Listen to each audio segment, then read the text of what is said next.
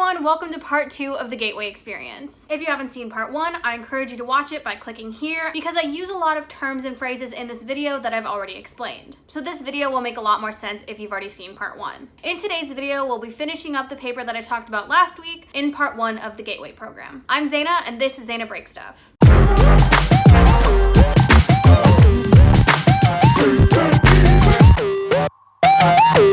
The second half of this paper is labeled the Gateway Program, and the authors of this paper, the Monroe Institute of Applied Sciences, go on to tell us that they chose this name because a series of techniques the program teaches leads to a gateway into different modes of perception. Apparently those who are involved in the program find it both deeply disturbing and extremely satisfying, but sometimes one of these feelings outweighs the other. Sometimes when participants in the program try to advance too quickly, they encounter something called the fear barrier. One way or another, the fear barrier tends to manifest as a loss of self as the participant knows it. In order to reduce the number of participants that encounter the fear barrier, participants advance through the program using carefully controlled steps and typically with a positive base. By positive base, I'm referring to individuals that are already in a good mental state of mind. They don't have any prior mental issues or any personal issues that are weighing them down, leading them to have issues like depression or anxiety or anything like that. Over and over, the Monroe Institute of Applied Sciences scientists have also seen that when participants engage in steps that are above their own level of experience, they tend to blank out on their experiences within the astral realm or the higher consciousness. If they continue to practice more advanced steps than their level, eventually they stop blanking out on their experiences, as is what typically happens when your skill level grows. Typically, as participants advance, they begin to develop a deep sense of self-worth and experience a sense of lightness. The first subsection of the Gateway program is Focus 10.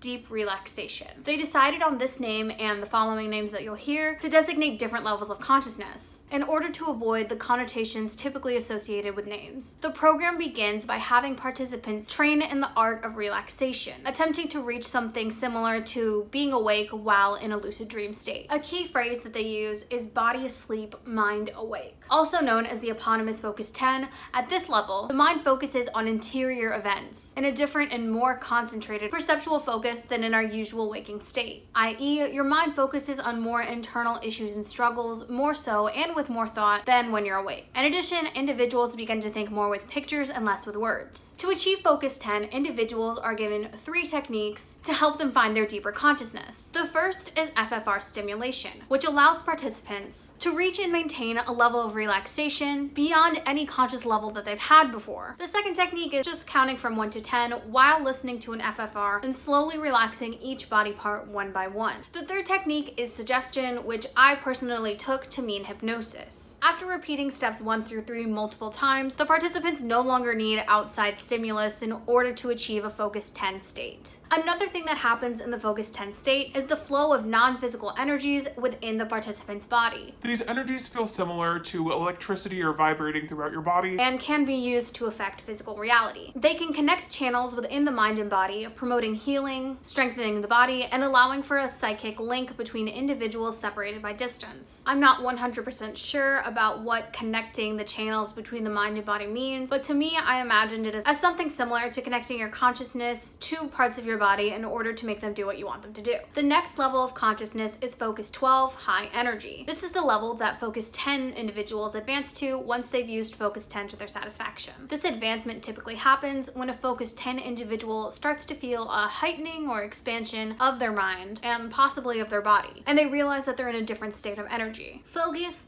12, energy.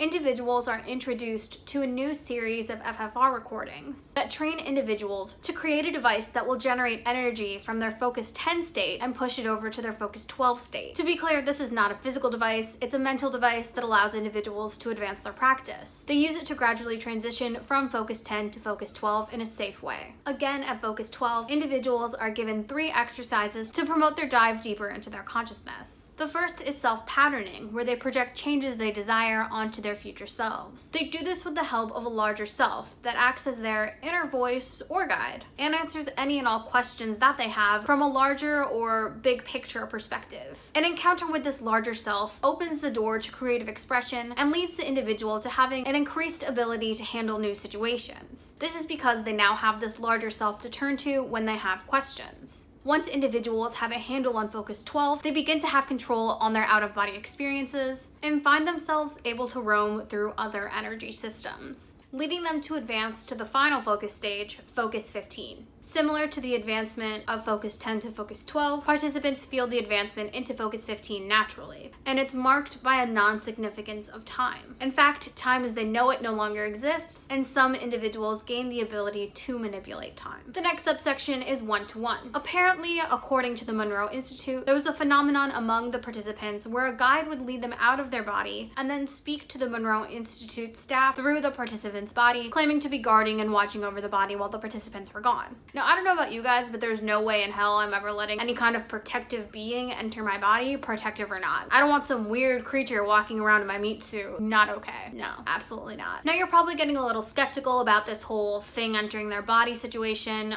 Believe me, I am too. But each of the participants that experienced this phenomenon did not know that others had as well. And each of their stories had a high degree of correlation, so do with that what you will. I'm not here to tell you what to believe, I'm just here to give you the facts with this paper. And now to the next subsection, individual tests. Sometimes, when advancing from Focus 10 to Focus 12, individuals develop physical symptoms that force them to leave the program. These are typically repressed memories or negative emotions. With continual practice, these negative feelings can be overcome, but as the Monroe Institute of Applied Sciences points out, they're not practicing psychotherapy, and their task is not to repair, but to build upon an already solid base, as previously explained with the whole positive base thing. Another issue participants run into is homeostasis. The paper goes on saying that in the gateway process, this resistance manifests as the thought and feeling that Focus 10 and Focus 12 are interesting, but there's something that's happening completely within someone's head in their imagination and have nothing to do with real reality. Interest wanes in the program and the mind keeps its homeostasis network intact. Basically what this paper just said is that none of these processes work if you don't believe in them, which on one hand, as a skeptic, I am a little like, so basically you're saying all this is fake, but on the other hand, this is something that I've heard with things like hypnosis and mental suggestion. You have to believe in them in order for them to work, and there is proof that things like mental suggestion and hypnosis do work under certain circumstances. So again, do with that what you will, but it is a pretty bold statement for this paper to make, especially since this entire study is already subjective. Participants also have problems with the experiences of larger awareness that accompany deeper levels of consciousness, and they begin to feel like they're losing the concept of who they are. They return to homeostasis in order to reverse these feelings, pushing them to the background and once again maintaining their homeostasis network. This is again linked to the conversation that we had earlier about the fear barrier and one losing their sense of self. But if participants are able to move past the setbacks that I just listed and choose to move forward with this experience, there's a sudden triggering of increased physical and mental health. Some participants find themselves giving up drugs, tobacco, alcohol, and sometimes even TV, while others might finally get that divorce, change their jobs, or even move somewhere new. The biggest change, however, is that when one approaches Focus 12, they gain a deeper understanding of the direction that they'd like to take their life in. All they have to do is pay attention to these inner directions and have the will to follow through on these changes. Before we get more detailed into the Army's assessment of the Gateway experience, which is a whole nother paper, I wanted to read you guys the Gateway affirmation. This is the affirmation by which those participating in the Gateway program live by.